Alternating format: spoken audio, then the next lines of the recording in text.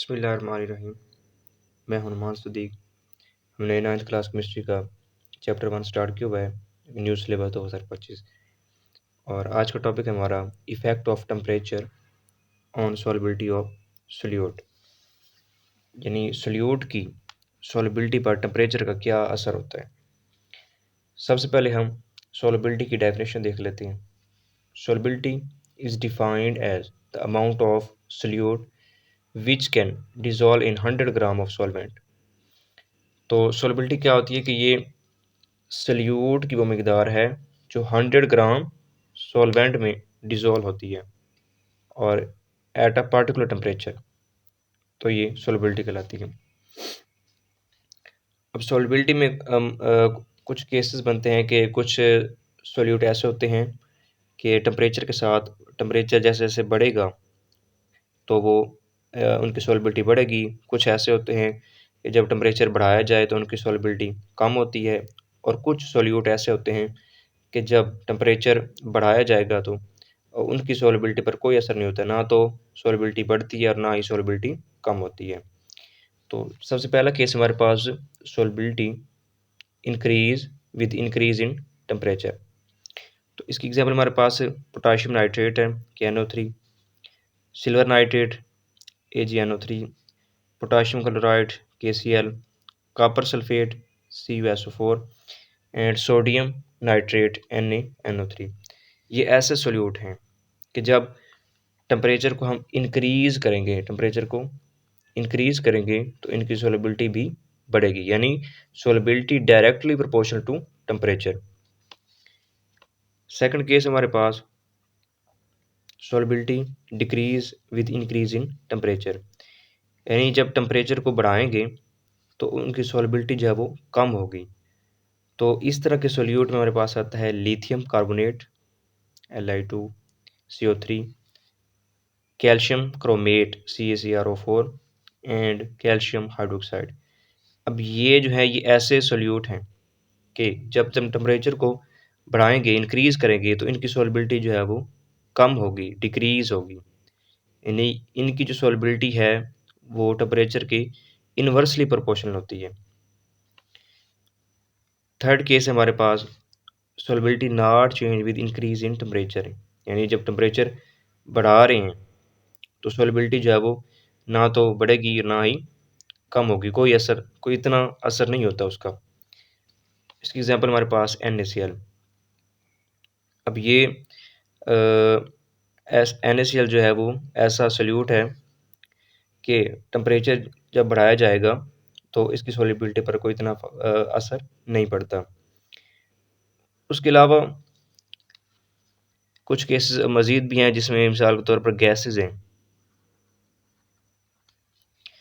अब ये जब टेम्परेचर जो है वो कम करेंगे इनकी सॉल्युबिलिटी बढ़ती है। सॉल्युबिलिटी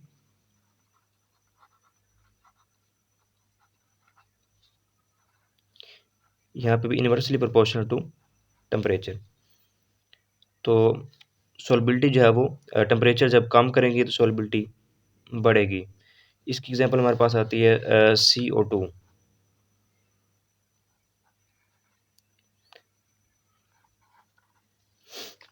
ये जो कोल्ड ड्रिंक्स होती हैं तो उसमें कार्बन डाइऑक्साइड गैस होती है, और जब उनको फ्रीज़र में रखा जाता है तो क्या होता है कि उनकी सॉल्युबिलिटी, यानी टेम्परेचर चूँकि बहुत कम होता है तो सॉल्युबिलिटी बहुत ज़्यादा होती है, गैस जो है वो उसमें हल होती है सॉल्वेंट के अंदर।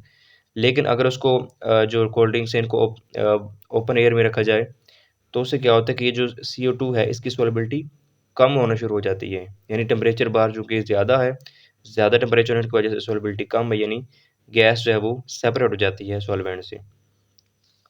तो इससे क्या साबित हुआ कि जो गैस की सॉल्युबिलिटी है वो टेम्परेचर के इन्वर्सली प्रोपोर्शनल है।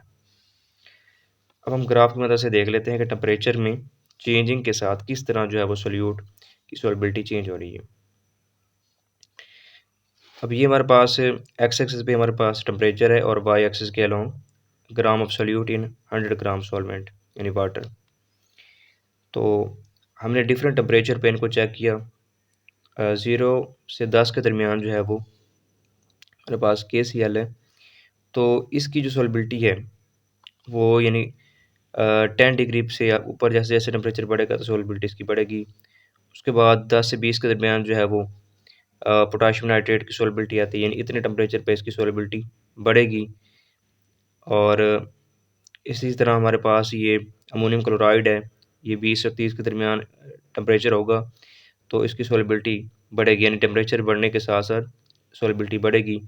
अब कुछ केसेस उल्टे हैं यहाँ के कि टेम्परेचर बढ़ाया जाएगा तो सॉल्युबिलिटी कम होगी। जिस तरह अमोनिया है, अब ये 80 टू 90 इसका टेम्परेचर है। जब टेम्परेचर होगा तो इस पे टेम्परेचर बढ़ा तो इनकी जो सॉल्युबिलिटी है वो डिक्रीज़ कर गई।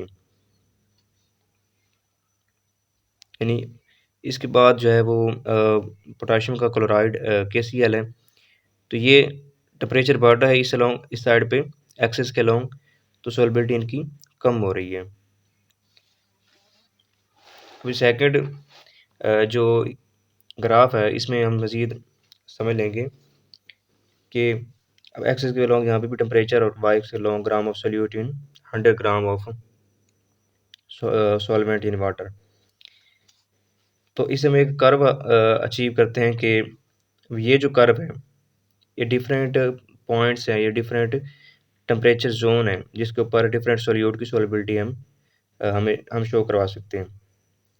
अब ये जो कर्व है ये सैचुरेटेड सॉल्यूशन को शो कर रही है। जिस तरह हमने डेफिनेशन में पढ़ा था पीछे कि अब अनसैचुरेटेड वो होते हैं कि यहाँ पे मज़ीद सोल्यूट ऐड कर सकते हैं, सोल्यूट मज़ीद डिज़ोल्व हो सकता है। और एक पॉइंट ऐसा होता है कि जब वो मज़ीद हम उसमें सोल्यूट ऐड नहीं कर सकते तो उस स्टेज को सैचुरेटेड सॉल्यूशन कहते हैं। अनसैचुरेटेड में गुंजाइश होती है कि सोल्यूट को हम ऐड कर सकते होते हैं, लेकिन सैचुरेटेड में मैक्सिमम जो है वो सोल्यूट ऐड हो चुका होता है और मज़ीद उसमें सोल्यूट ऐड नहीं कर सकते होते। अब यहाँ पे एक केस और होता है कि अगर हम टेम्परेचर को बढ़ा दें, नॉर्मल के बजाय टेम्परेचर को बढ़ा दें, तो उससे क्या होता है कि सॉल्युबिलिटी जो है वो बढ़ जाती है, यानी वो सैचुरेटेड से भी कुछ मज़ीद सोल्यूट हम उसमें ऐड कर सकते होते हैं। तो ऐसा सॉल्यूशन कि जिनमें जो सैचुरेटेड से ज़्यादा कंसंट्रेटेड हो, यानी सैचुरेटेड में क्या था कि मैक्सिमम सोल्यूट ऐड हो चुका था, लेकिन उससे भी ज़्यादा कंसंट्रेशन अगर होगी तो उसको हम सुपर सैचुरेटेड कहेंगे। और ये क्यों होता है? ये टेम्परेचर में चेंज की वजह से होता है, यानी टेम्परेचर जब हम बढ़ाएंगे तो वो सैचुरेटेड से अनसैचुरेटेड में चला जाएगा।